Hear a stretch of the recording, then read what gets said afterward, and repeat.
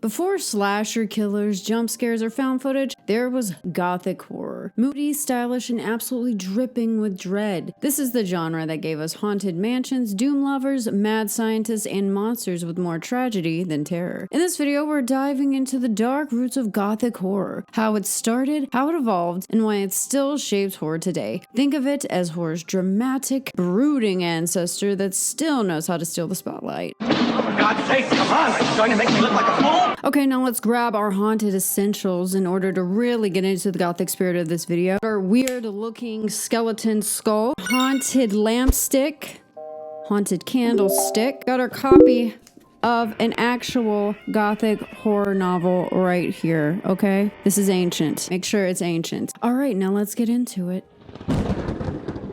Before we dive into the decrepit roots of the genre, let's first start with the etymology of the actual word itself. The word Gothic originally referred to the Goths, not the group of black lipstick-clad, poetically dismal Bauhaus listening group of kids hanging in a sacred circle in the back of the room. You know what happens when you read this upside down? What? But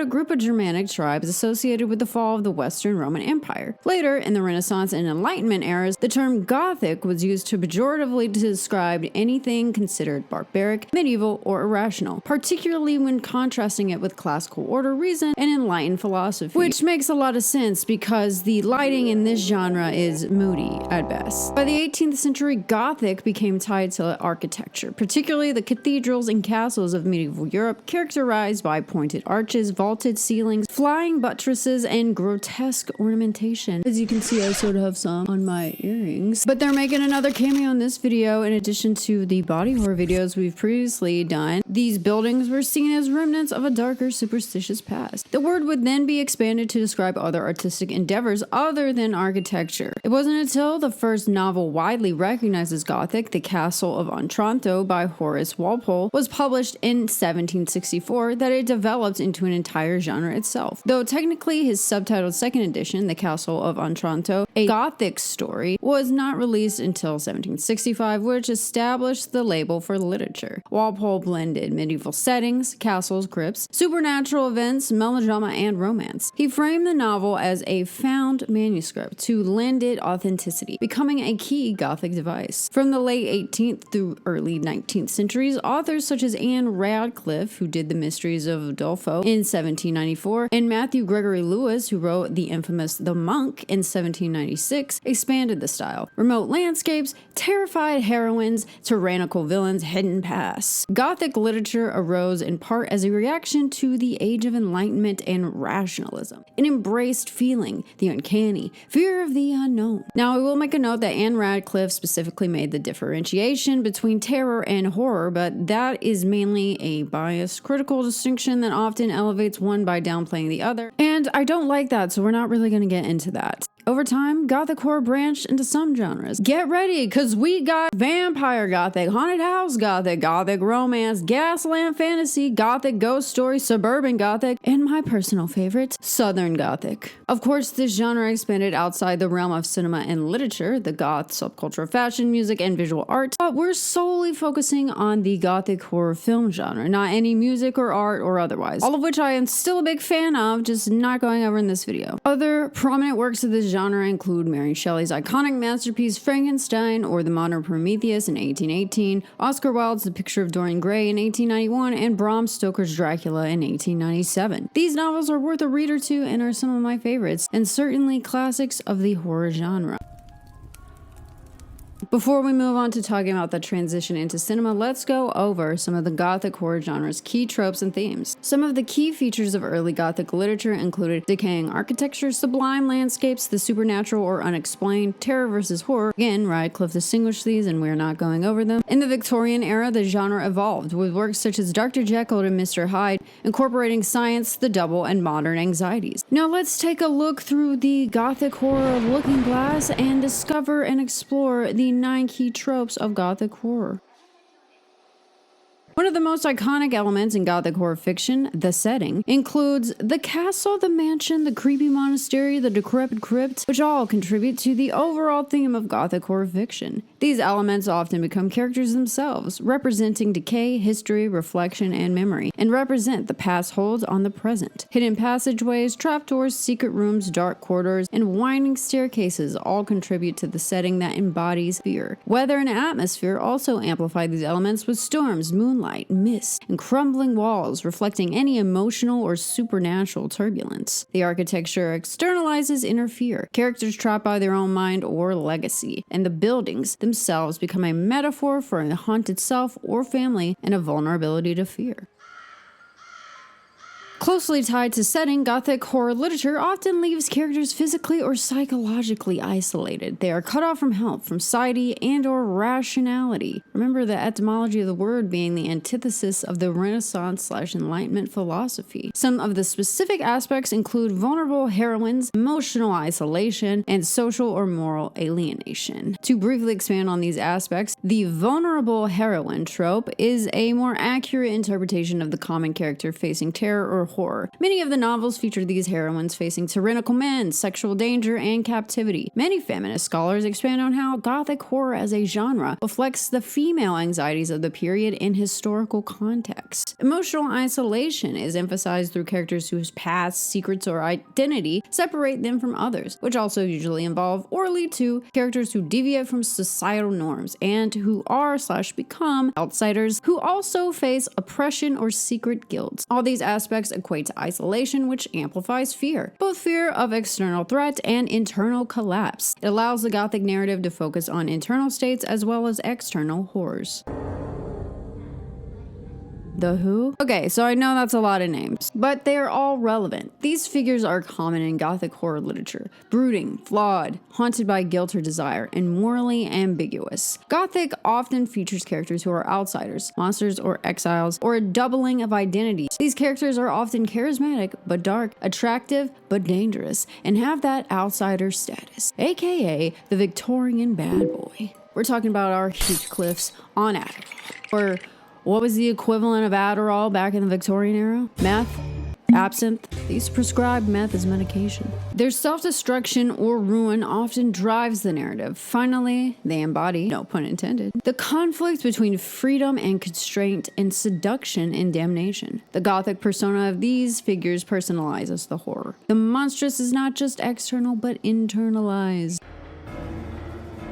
Gothic fiction frequently includes the supernatural or elements of the supernatural, ghosts, curses, monsters, magical forces, but often leaves ambiguity. The question is the terror supernatural or internal? The ambiguity enhances the dread. What if the body or mind is betraying the self? Some works use explained supernatural, like radical guilt or madness, or outright supernatural invasion. The explained supernatural can be seen in books like Anne Radcliffe's The Mystery of Dolfo, where the eerie occurrences in the castle, killed corpses, ghostly sounds, turn out to have natural explanations. See, it's just all in your head. The outright supernatural is a horrific occurrence without rational explanation. This can be seen in novels like Matthew Gregory Lewis's Monk in 1796, which involves demons, ghosts, and pacts with the devil, including actual supernatural intervention and moral corruption. Overall, the supernatural acts as a metaphor for repressed desires, past sins, and the unconscious. It blurs the boundary between the rational world and the irrational. Coming off the mind versus macabre question, mental breakdowns, obsession, and psychological collapse are key in Gothic horror literature. After hearing all of that, it makes sense why I used to pretend like I was in a Gothic horror novel when I was a kid. Now, I just have a psychiatrist. I bet these characters could have used that. These themes represent how the monster can be internal as much as external. Unreliable narrators, hallucination, and confusion between reality and nightmare are staples, as well as the duality of the self. The internal good versus evil of a character, like in Robert Louis Stevenson's The Strange Case of Dr. Jekyll and Mr. Hyde in 1886, or the past self versus the present self. This can be seen in more contemporary Gothic novels like Shirley Jackson's Jackson's The Haunting of Hill House in 1959, or in Oscar Wilde's classic The Picture of Dorian Gray in 1890. Going back to one of the previously mentioned aspects of isolation and guilt, these aspects can drive characters to madness or into dangerous obsession. This theme takes physical horror, castles and ghosts, and turns it inward. The fear becomes existential. Who am I? What if I'm the monster? What if I'm the monster? Many Gothic stories revolve around hidden pasts, family secrets, curses, and identities that the characters discover. Some of these include protagonists uncovering a family's dark secret or a past crime that haunts the present, as in Wuthering Heights by Emily Bronte, aka Alice Bell, in 1847. The past, such as decayed aristocracy, ruined lineage, or hidden sins, literally haunts the present, setting, and characters. These themes can be seen in novels like The House of the Seven Gables by Nathaniel Hawthorne in 1851, or the classic short story by Edgar Allan Poe, The Fall of the House of Usher in 1839. The bloodlines, hereditary, and inheritance often encapsulate that the horror is not just what you do, but what you inherit. This theme links personal horror to social/historical horror. It suggests that no one is free. The past shapes you. The body carries legacy. And if that's not true terror, I don't know what is.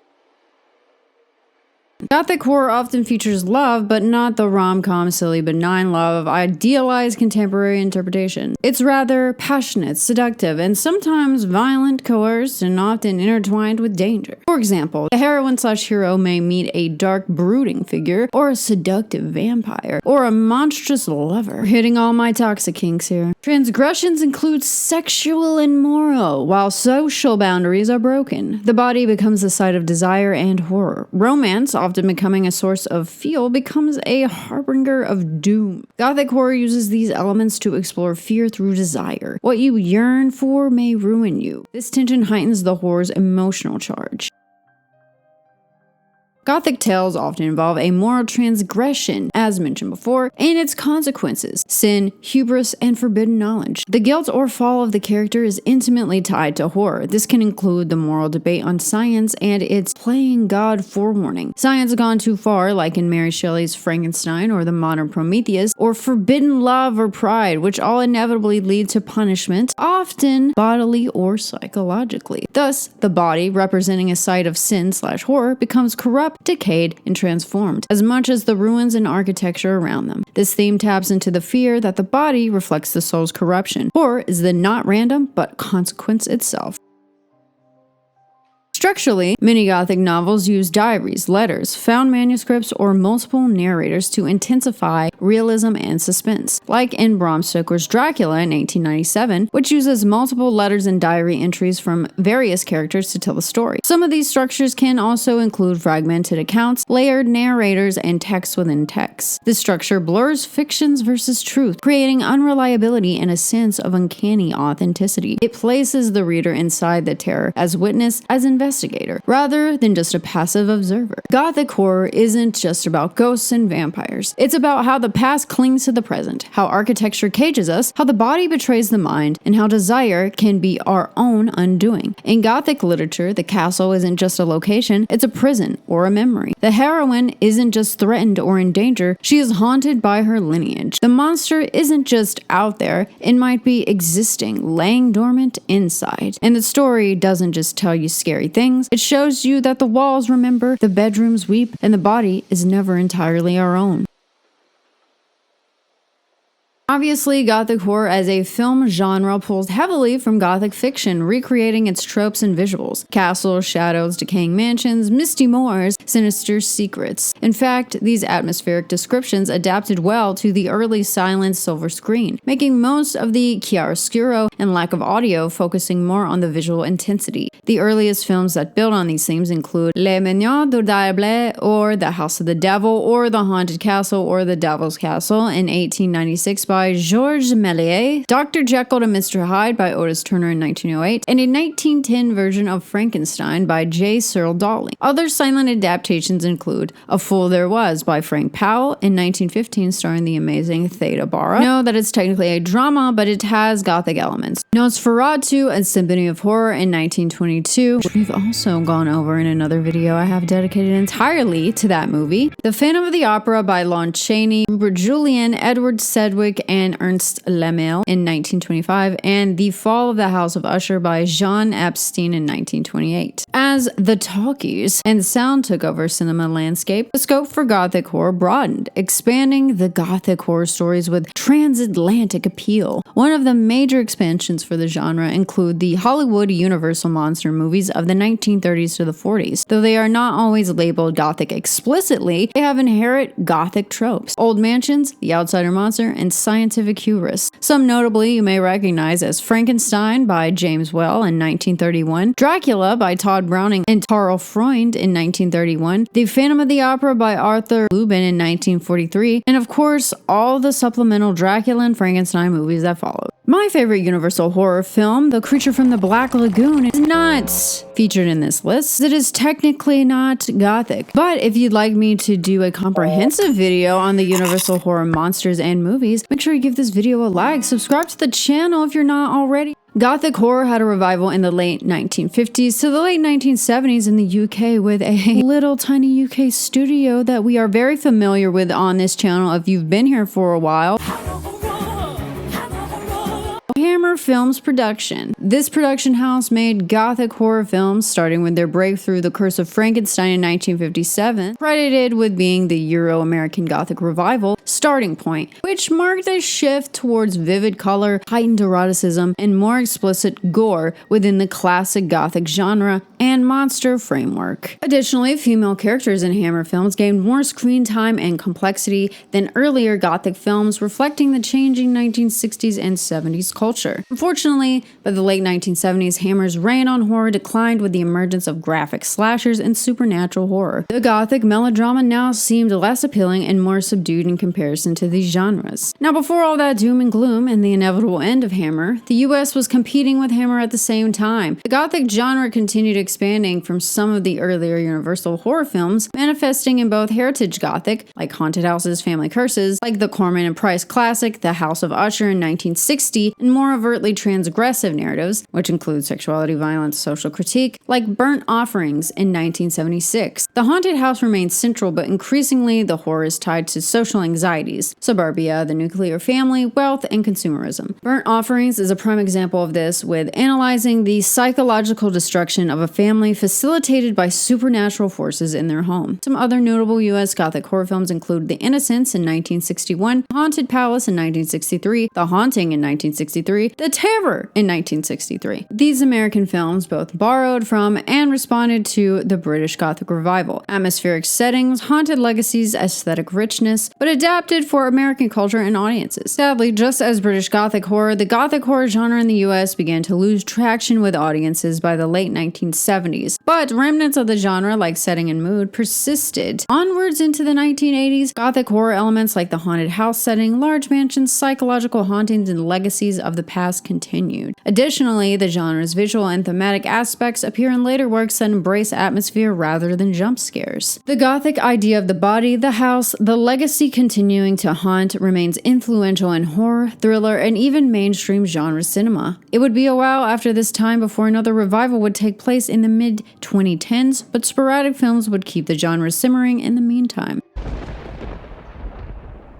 In recent decades, directors such as Guillermo del Toro, who did Crimson Peak in 2015, or Robert Eggers with The Witch in 2015, have revived Gothic horror with purest attention to period setting, mood, and psychological terror. In fact, many horror scholars recognize the 2010s as a kind of horror renaissance, where filmmakers return to atmosphere, architecture, psychological dread, and genre pastiche rather than only jump scares or slasher tropes. In this revival phase, some specific Gothic horror themes are prominent, including decaying architecture and haunted spaces, legacy, lineage, and family trauma, psychological versus supernatural ambiguity, aesthetic richness, genre self-awareness, hybrid approaches, and mise-en-scène. Some prominent films of the decade include The Woman in Black in 2012, Only Lovers Left Alive 2013. Yes, a vampire art film, but it still contains a lot of Gothic horror elements. Girl Walks Home Alone at Night 2014. Again, technically a vampire western, but it's got Gothic elements. Crimson Peak in 2015, and I Am the Pretty Thing That lives in the house in 2016. This era influenced a later revival that would become more common a little more than 5 years after its revival. I feel like also we're in the midst of another Gothic revival with Nosferatu last year, and even more recently, Guillermo del Toro's version of Frankenstein. And of course, newest iconic vampire adaptation, not Twilight, Dracula, A Love Tale, 2025-2026. If I'm being honest, it's gonna be awful. Key TV shows that have also contributed to the most recent Gothic revival also include Penny Dreadful from 2014 to 2016, The Haunting of Hill House in 2018, The Haunting of Bly Manor in 2020, Dracula 2020, Cabinet of Curiosities 2022, and The Fall of the House of Usher in 2023. I'm honestly pretty excited about this, as Gothic horror is one of my favorite genres, and it'll be a nice, refreshing revival if it does continue, as we've recently been plagued with either overly pretentious horror or the same old jump scare ghost horror. Given also the tumultuous temperaments of the world, this genre feels like it would be perfect for reflecting modern cultural anxieties and critiques, as well as serve as a dark escapism for those who lean into horror for comfort.